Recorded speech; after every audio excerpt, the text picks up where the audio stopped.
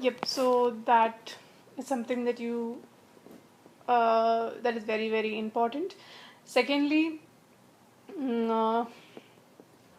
attempt all the questions. Don't leave out any question just because you don't have time. You have to make sure that all your answers are there, because there's no negative marking, so you don't want to lose marks just because you've not attempted.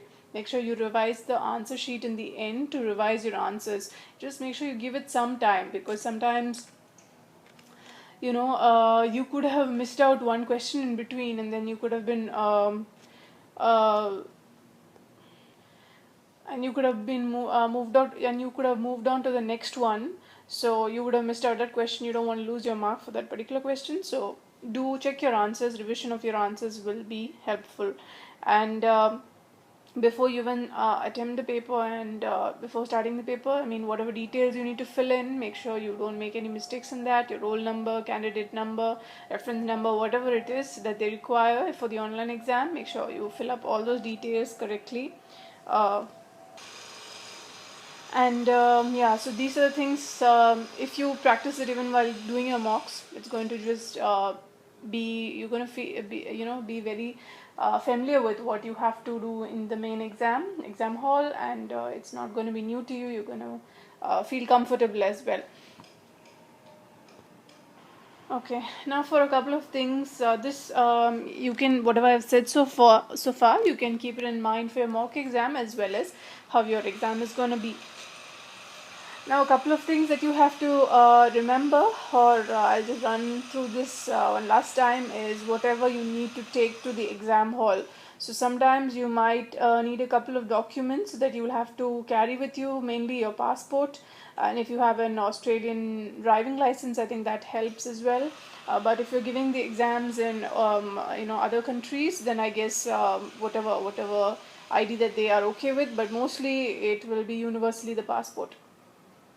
Then you will also need to carry your confirmation letter with your reference number, which is going to be also have your venue written on it. So make sure that you don't make any mistakes with the venue, because I remember when we gave our exams, there was a last minute change in the venue. So, but definitely they will let you know if there's any kind of changes, and make sure you go to the correct venue for the exam. Be there on time, whatever time they mention.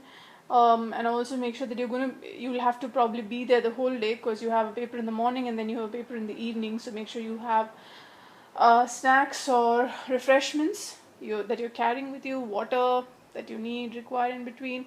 And if you need to study something in between after the first paper, if you have time for the second paper, make sure you carry the important notes or papers, whatever you want to revise for the next paper. Make sure you carry, like on day one, probably paper 2 will be useful, and day 2, I think paper 4, you might carry materials that are required. Then that will be helpful for the exam. So while you're there preparing, just before you enter your hall, there'll be a lot of people preparing as well. So don't panic. If you, just looking at others, don't try to don't stress out. Try and be as calm as you can. Once you're inside the exam hall, make sure that you read all the instructions very well, and fill up all your details. Like I said earlier, don't make any mistakes with that, and keep checking frequently that you're marking for the written. This would have made sense if you had to you had to check whether you're marking the right answers in the answer sheet, or you're highlighting the correct bubbles. But however it works for the online exam, make sure you don't make any errors in that. And as I earlier mentioned, for the mock, and that applies to this as well, your time management, which is most important, and you will have to divide equal amount. Like you will be, it's obvious that you will take more time for a scenario based question, so make sure you give it a little bit extra time, but do give equal equal time to most of the questions, and try and finish everything and attempt everything. Don't leave out any of the questions.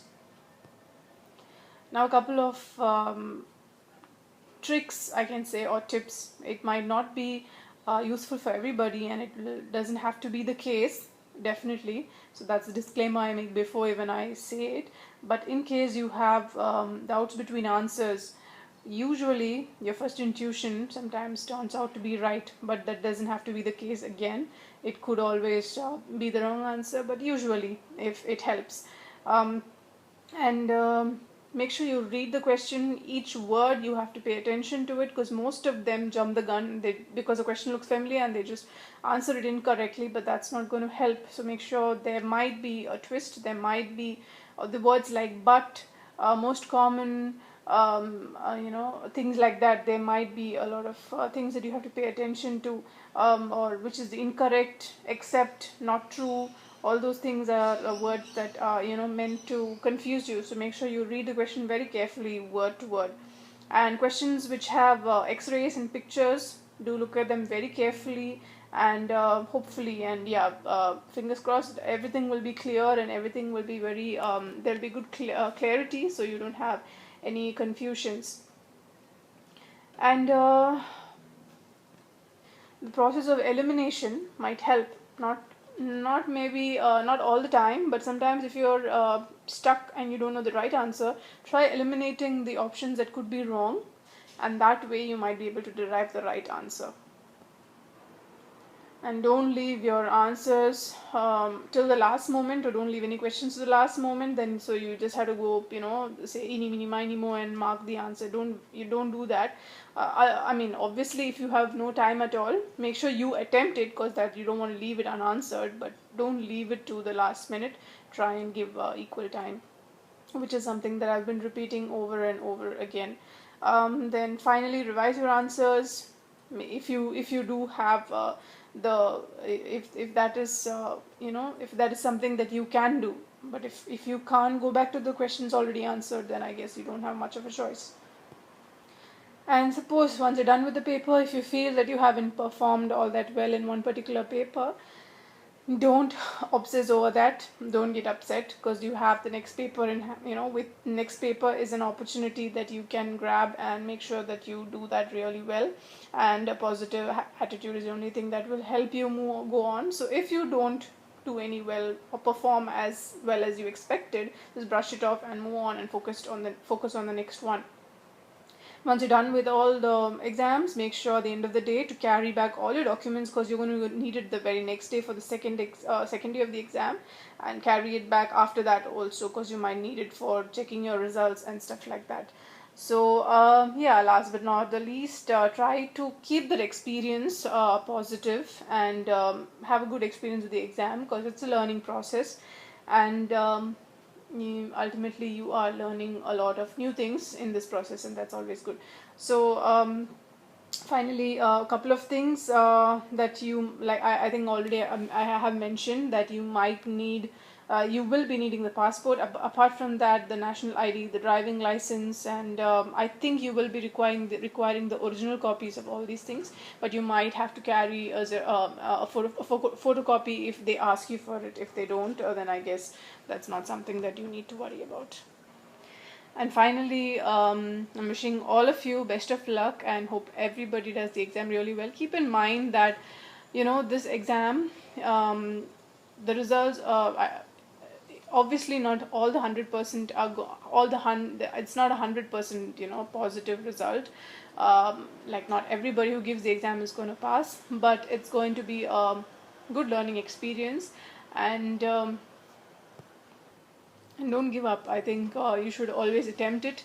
For those who don't get to make it, you should always attempt it again, because you get a better idea of the exam once you've given it. You have spent so much time preparing for it, so your knowledge also is more than somebody who's going to start it for the first time, so you're always at an advantage. And ultimately, in order to practice in this country, you need to clear this exam. So just don't give up, keep going at it, and eventually you are going to make it. So yeah, I've covered most of the important things that you need to keep in mind just before or for the exam. So good luck everyone, and God bless.